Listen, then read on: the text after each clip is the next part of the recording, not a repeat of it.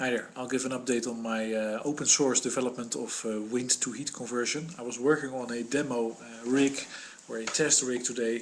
The idea is to use a thermos flask, put something in it that will stir it, the water, and then prove that the water warms up. And so what I have is this. It's a mixer, which I made, of course. It's a very, we say in Dutch, houtje touwtje. And this is it's a thermal sensor. It's basically a chip that outputs I2C code, some kind of binary code, serial code, and it tells exactly what the Celsius temperature is. This would go into the bottle like this, so it would be behind here. So it could stand upright, and then on the top we have this electrical motor, and it would be connected to the axle here. And then I could basically switch it on and leave it on for a while and see how the temperature rises, you know, because of the stirring of the water. There's two issues. One is that I have no idea. I tried everything to how to connect this axle to the other one. I have nothing to, let's say, squeeze it. I should have some lead maybe to try to squeeze it together. And then that's one thing. And the other thing is, of course, that the water will start turning with the mixing. And that's why it's shaped a little bit crooked. Because I hope that will make it a very, let's say, turbulent type of mixing, which hopefully creates more heat quickly, dissipates the energy, turns it easier in useless energy. There are several ways to do that, to make, let's say, a turning motion into to dissipate that energy completely. But this is the one I can demonstrate. There are several others. A very common one is to use magnets and a piece of metal, where you create eddy currents, which are a different type of currents, but electrical, and that heats up the metal. And there you have, of course, electrical current, which is electrons flowing around, and they're very easily, but there's not much.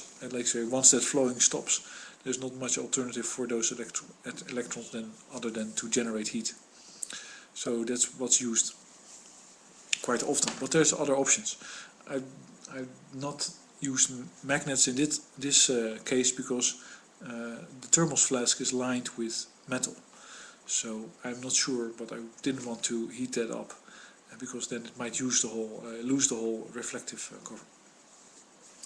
I'm having a Belgian beer today instead of a wine.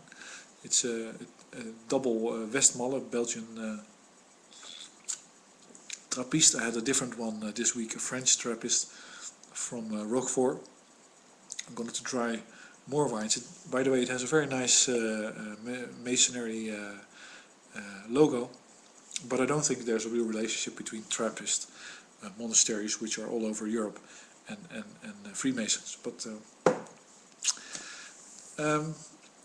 there's one thing I want to say in response to a couple of videos that I saw today. I saw one about people, let's say, open crowdsourcing journalism, people going into Syria and reporting on Syria on maxkeizer.com. Way too good to be true. I don't believe these people are real. You can't just go to Syria and talk to everybody and then come back. I just don't believe that. It's just very nice, but that means that the public sphere, that the crowdsourcing community has been taken over by professionals. But that's simply an accusation I'm doing. It's based basically on the fact that it's too good to be true. Listen to it, listen to the story, listen to the way they talk. It's Coney 212 all over again. And the other thing is that people keep talking about the economy and the debt. And if you are, let's say, if your view of the world is the carbon credit view, where the banks control the oil flow through the extension of credit, then you understand that the whole debt that is floating around in the world is meaningless. It's simply,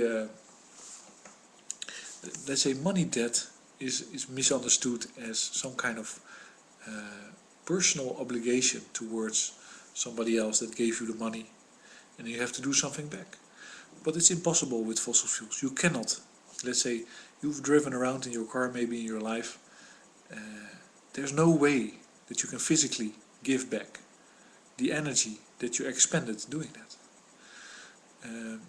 You know, you could push other people's car around, but you could never survive that and do it. And I've been driving 170 kilometers an hour in Germany, of course, and in Italy. Never tell anybody. And there's no way I can do that back. That's not all. That's just not what's going on. The debt that is incurred, if I loan money and I spend it on gasoline, so I don't have it anymore, and I have a debt, then that debt doesn't have any meaning because I can never repay it. It's not meant to be repaid. That's the big lie. That's the big misunderstanding. There's only one real debt that we have as humanity, and that's up in the sky, carbon dioxide. And it's actually the real debt. That's what you are left with after you use carbon dioxide.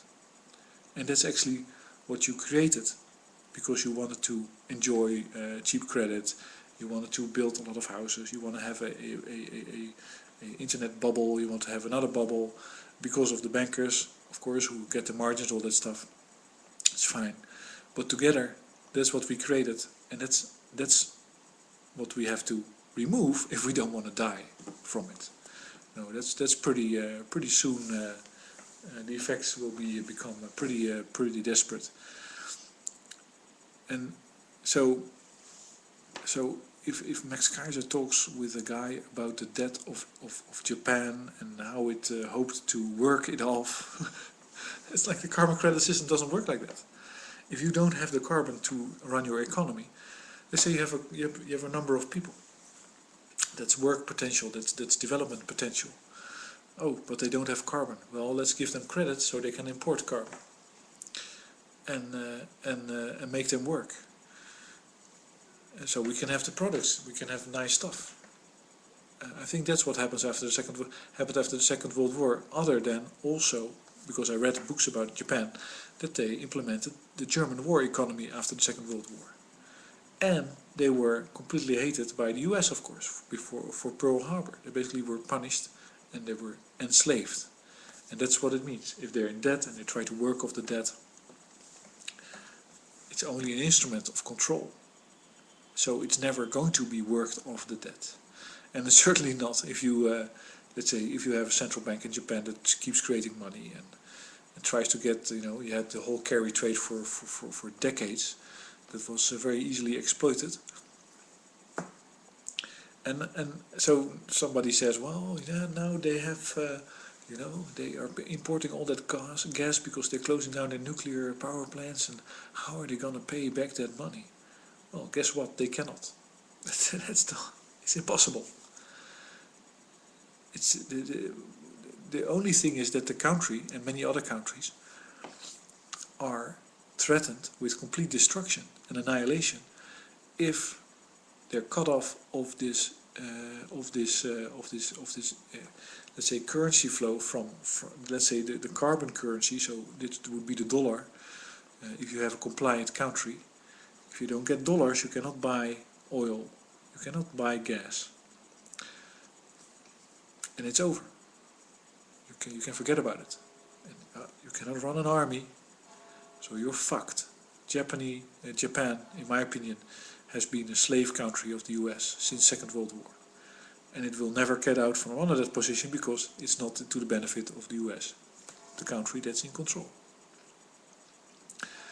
But don't talk about, I say, there's just no use in talking about, let's say, just to stick with the Japan example and then leave it at that, because otherwise it might be a little bit too generalistic. But yes, they ran up a deficit, this and that. What you should say is, or what's not being said is, they needed. And the guy in the interview with Max Kaiser eventually says it, yes, but because the debt is largely because they had to buy a lot of gas. Hey, that's information. It's like, it doesn't really matter if you run up a debt, but you have to know why. Because then you know where's the opportunity. What can you create in your society that will definitely be positive for your country? oh, we have to create energy. Guess what? You can create renewable energy. Anyway, that's the moral of my story all the time. I wouldn't listen too much to economists. They have always been wrong for a century, and it's not about the problem, it's about the solutions.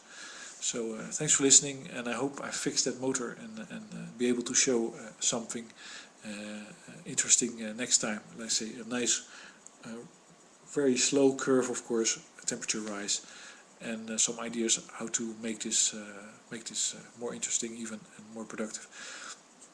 I also wanted to talk about other topics, but let's leave it at that tonight. Thanks for listening.